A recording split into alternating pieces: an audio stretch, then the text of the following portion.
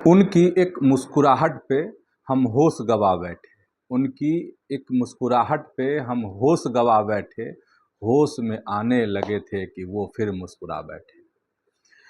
सबसे बड़ा सवाल कि धर्मेंद्र प्रधान का इस्तीफा अब तक क्यों नहीं हुआ, आगे क्या होगा। और एक और सवाल ये कि क्या सिर्फ नीट की वजह से देश भर के छात्र गुस्से में हैं या और भी वजह है स्टूडेंट्स के लिए। तो आज सियासत में इसी को समझिए। प्रणाम, मैं हूं चंदन झा और आप देख रहे हैं प्रत्यंचा। सबसे पहले, चूंकि आंदोलन जो दिल्ली में चल रहे हैं या देश भर में जो फैल रहे हैं आंदोलन, उसके पीछे क्या सिर्फ नीट है या छात्रों के मन में, स्टूडेंट्स के मन में, जो कंपटीशन की तैयारी करते हैं ऐसे युवाओं के मन में और है बात। तो 10 कारण मुझे समझ में आ रहे हैं। हम पहले इसको शॉर्टकट में कह देते हैं, फिर धर्मेंद्र प्रधान पर चलेंगे। तो 10 जो बड़े कारण हैं वो है कि आपको पेपर लीक और भर्ती जो परीक्षाएं हैं उसमें जो धांधली होती है। मतलब सिर्फ नीट नहीं है, नीट एक जो है बड़ा बहाना है। तो नीट है, चाहे यूपीएससी की परीक्षा हो, राज्य स्तरीय परीक्षा हो, उसमें जो तमाम दिक्कतें आती हैं, परेशानी होती है, जिसमें का पेपर लीक हो गया या अन्य तरह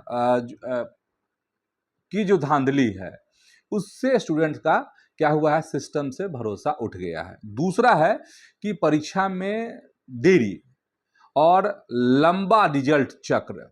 मतलब एक तो जल्दी वैकेंसी नहीं आती है और उसके लिए फिर परीक्षा नहीं होती है, और परीक्षा अगर हो भी जाए, वैकेंसी अगर आ भी जाए, तो उसका रिजल्ट चक्र जो है वो कई ऐसी परीक्षाएं हैं कि कई साल बाद उसके रिजल्ट आते हैं। तो नाराजगी इसको भी लेकर भी है। फिर बेरोजगारी का दबाव है और कई बार हायर एजुकेशन युवाओं के पास है लेकिन उनको नौकरी के मौके उनके पास नहीं है, तो बेरोजगारी का दबाव हो गया। इसके बाद अत्यधिक जो है मतलब प्रतिस्पर्धा, कंपटीशन है। फिर कोचिंग का भी बोझ है। अब इसको जरा ऐसे समझिए कि देखिए, जो शिक्षा है उसका तो व्यवसायीकरण हो चुका है, बाजारवाद में शिक्षा फंस चुकी है। इससे क्या होता है कि एक तो कंपटीशन बहुत हाई है जनसंख्या की वजह से, और दूसरा इसमें क्या है कि खास करके जेई और नीट में क्या है कि बड़े बड़े कोचिंग हैं और वहाँ पर छात्र तैयारी करते हैं, और छात्र जब तैयारी करते हैं तो कोचिंग का एक बोझ भी है। कोचिंग का बोझ आता है आपको किस मायने में, तो आर्थिक मामले में। तो इससे भी एक दबाव है जेन जी पर, युवाओं पर। और कई बार जो है सो एक बड़ी खामी सामने आती है कि जो शिक्षा नीतियां हैं वो भी एक बड़ी वजह है। शिक्षा नीतियां की अगर हम बात करेंगे, जैसे सीयूईटी, अन्य परीक्षा में जो तकनीकी गड़बड़ी होती है, कई बार स्टूडेंट को इसका सामना करना पड़ता है, परेशानी झेलना पड़ता है। तो इससे भी युवाओं में खींच है, मतलब सिर्फ नीट नहीं है। इसके बाद आपको खराब बुनियादी ढांचा है और फीस वृद्धि है। मतलब आप ये समझिए कि जो सरकारी कॉलेज हैं, विश्वविद्यालय हैं, उसका इंफ्रास्ट्रक्चर बहुत बेहतर नहीं है देश का, लेकिन समय समय पर फीस में वृद्धि होती है। इससे भी खींच और पैदा होता है युवाओं में, ठीक है। और इसके बाद है छात्र राजनीति है, वैचारिक दमन है उसका, ये भी एक कारण है। और जानते हैं, जो यूनिवर्सिटी में आरक्षण और भेदभाव है, दोनों वजह है। भेदभाव है, इससे भी गुस्सा युवाओं में, और आरक्षण की वजह से भी, आरक्षण से जो वर्ग जिनको नहीं मिलता है और उससे कम नंबर के लोग जो होते हैं, युवा जो होते हैं, उनको नौकरी मिल जाती है कई बार, और आरक्षण की वजह से ज़्यादा मार्क्स वाले जो है नौकरी नहीं पाते हैं, परीक्षा नहीं पास कर पाते हैं। तो इससे भी एक वर्ग के युवा हैं जिनमें खींच है। अब इसके बाद है इन सब चीज़ों को जूझते हुए एक बड़ा प्रश्न खड़ा होता है युवाओं के पास, और वो है मानसिक स्वास्थ्य की देखरेख। यह भी एक बड़ा मुद्दा है। वह अभी हल्का लगता है, लेकिन इससे मानसिक असर पड़ता है युवाओं पर। और सबसे जो बड़ा मुद्दा है, जो अभी दिल्ली में जो चीज़ें हो रही हैं और जो देश भर में जो चीज़ें फैल रही हैं, छात्रों का प्रदर्शन, लेकिन उसकी आड़ में कुछ और हो रहा है। उसमें क्या है, जब इस तरह के हालात होते हैं और इस तरह के मांग को लेकर जब छात्र सड़क पर उतरते हैं, मांग उनकी जायज़ है और हम उस मांग के साथ हैं। लेकिन क्या होता है कि जब इस तरह के आंदोलन होते हैं तो उसमें पुलिस का जो है अपना बल प्रयोग करती है, मतलब लाठीचार्ज। और इससे क्या होता है कि युवाओं में एक आक्रोश पैदा होता है, जो दिल्ली से अभी दिख रहा है।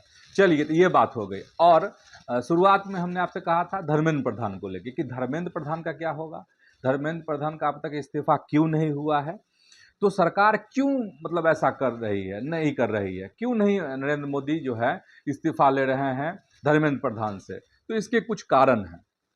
उसमें एक कारण आपको है एक्सेप्टेंस ऑफ गिल्ट। मतलब सरकार को ऐसा लगता है, जो राजनीति को समझते हैं उनका ये तर्क है कि सरकार को ऐसा लगता है कि अगर ऐसा करेंगे तो ये गलती स्वीकार करना हो जाएगा। और हालांकि जो नीट आंदोलन है या सीजेपी का जो आंदोलन है, तो उसके बाद से एक्टिव है सरकार। जैसे आप देख लीजिए 21 जुलाई को जो एनडीए संसदीय दल की बैठक हुई थी, उसमें प्रधानमंत्री ने कहा था कि ये जो पेपर लीक का मामला है उसमें फौरन कार्रवाई की जाएगी, युवाओं का भरोसा जीता जाएगा, ये प्रधानमंत्री ने कहा था 21 जुलाई को। 22 जुलाई को केंद्रीय मंत्री डॉक्टर जेपी नड्डा ने कहा कि हम संसद में पेपर लीक का जो पर चर्चा करने को तैयार हैं। और उन्होंने बातचीत की पेशकश भी किससे, तो सीजेपी से। सीजेपी के 2 प्रवक्ता मिलने भी गए थे जेपी नड्डा से। और 23 जुलाई को देखिए कि मोदी ने ऐलान कर दिया कि नीट पेपर लीक मामले की सुनवाई के लिए फास्ट ट्रैक कोर्ट बनाया जाएगा। और सोशल मीडिया पर लिखा भी नरेंद्र मोदी ने कि युवाओं के भविष्य से बढ़कर कुछ नहीं, दोषी बख्शे नहीं जाएंगे। मतलब ये कि सरकार जो है प्रोएक्टिव है इसको लेकर। लेकिन सरकार को ऐसा लग रहा है कि अगर हम धर्मेंद्र प्रधान से इस्तीफा ले लेते हैं तो इसको खुद को दोषी मानना हो जाएगा। ठीक है। इसके बाद है जो राजनीति को समझते हैं उनका ये तर्क है कि the Modi way of politics, Modi का जो राजनीति करने का अपना तरीका है वो अलग है। अलग कैसे है कि आप एक चीज देखते हैं, देश में जब मोदी रहते हैं तो उनका चाल ढाल, उनका तरीका अलग होता है, लेकिन विदेश में रहते हैं तो उनका तरीका अलग हो जाता है।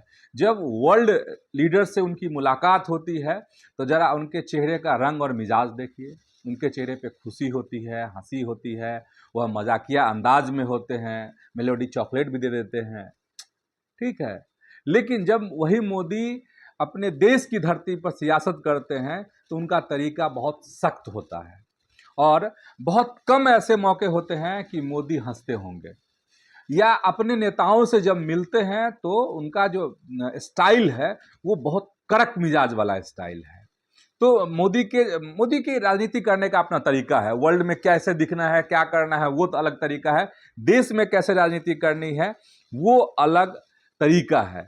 और इसको यह भी कहा जाता है कि कल्ट पॉलिटिक्स, ये मोदी का अपना कल्ट पॉलिटिक्स है।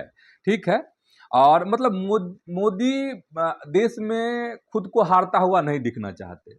मोदी खुद को जो है कमजोर नहीं दिखना चाहते या दिखाना चाहते हैं देश के पॉलिटिक्स में। चलिए, और एक तर्क और सामने है कि सरकार को ऐसा लगता है कि अगर जेपी नड्डा से इस्तीफा लिया गया तो मांगों का पिटारा खुल जाएगा। और ये हुआ भी है। ये आप किसके साथ हुआ है, आप जैसे राहुल गांधी ने पीएम आवास के सामने धरना प्रदर्शन किया तो उनकी पहले मांग थी कि संसद में, लोकसभा में जो छात्र प्रदर्शन कर रहे हैं उन पर जो ज्यादती हुई उस पर चर्चा हो, लाठीचार्ज जो हुआ है। और जब सरकार ने यह बात मान ली तब फिर उन्होंने मांग कर दी कि नहीं, पहले धर्मेंद्र प्रधान का इस्तीफा हो तब फिर संसद में चर्चा हो। मतलब सरकार को यह लगा कि एक मांग अगर मान लेते हैं तो पिटारा खुल जाएगा। अब आप देखिए क्या हुआ। जेपी नड्डा के घर पर सीजेपी के 2 प्रवक्ता मिलने गए थे। कब? तो 20 जुलाई को। और उस दिन क्या होता है, इसको जरा गौर कीजिए। और गौर ये कीजिए, 22 जुलाई को फिर दोबारा बातचीत का ऑफर सरकार के तरफ से आता है। तो सीजेपी जो है इसको ठुकरा दिया, इस ऑफर को। अब क्या मांग हो रही है? अब मांग हो रही है कि या तो सरकार आए जंतर मंतर पर या कोई कॉमन प्लेस पर। ये सीजेपी पार्टी का कहना है। तो देखिए मांग बढ़ती जा रही है। अब 21 जुलाई का उदाहरण आपको पीएम वाला हम दे ही दिए कि पीएम के घर के सामने कैसे राहुल गांधी ने तमाशा किया था। और बीजेपी जो है यह नहीं करना चाहती है। जिस तरीके से मनमोहन सिंह की सरकार थी और उसमें किसी मंत्री पर आरोप लगते थे तो मंत्री से इस्तीफा ले लिया जाता था। तो उस तरह की चीज़ें मोदी उस तरह की तस्वीर नहीं उभरने देना चाहते हैं। और इसकी एक कहानी है।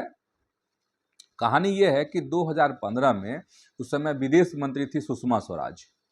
सुषमा स्वराज पर और वसुंधरा राजे पर एक बड़ा आरोप लगा। और यह आरोप लगा कि जो ललित मोदी हैं जो वह पुर्तगाल मतलब भागना चाह रहे हैं, जाना चाह रहे थे। तो उसमें सुषमा स्वराज ने मदद की, इस तरह के आरोप लगे थे। उसमें हुआ था कि सुषमा स्वराज का भी इस्तीफा लिया जाए, विपक्ष की मांग थी, और वसुंधरा राजे का भी।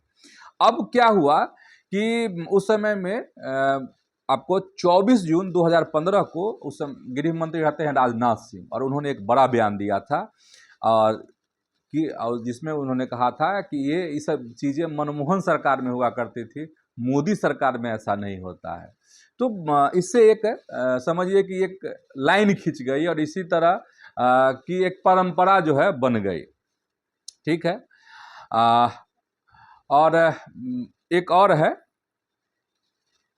एक और तर्क ये है, जो राजनीति को समझते हैं उनका ये कहना है कि सरकार ये नहीं चाहती है कि नैरेटिव हाथ से फिसल जाए।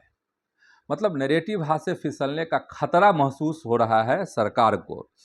अब एक चीज़ आप देख लीजिए कि और एक उदाहरण भी है कि इस्तीफा नहीं लिया गया अब तक किसी मंत्री से, ऐसा नहीं हुआ। 2018 में एमजे अकबर पर आरोप लगाए थे महिला ने, और उस वजह से उनका ये लिया गया था, इस्तीफा लिया गया था।